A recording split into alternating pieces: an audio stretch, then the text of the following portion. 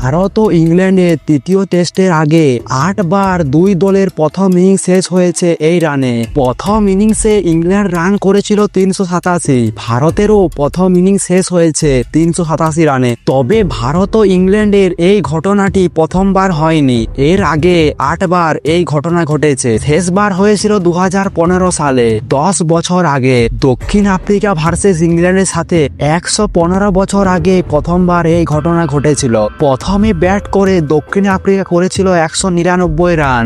ইংল্যান্ডেরও প্রথম ইনিংস শেষ হয়েছিল 199 রানে। শেষ পর্যন্ত 95 রানে ম্যাচ জিতেছিল দক্ষিণ আফ্রিকা।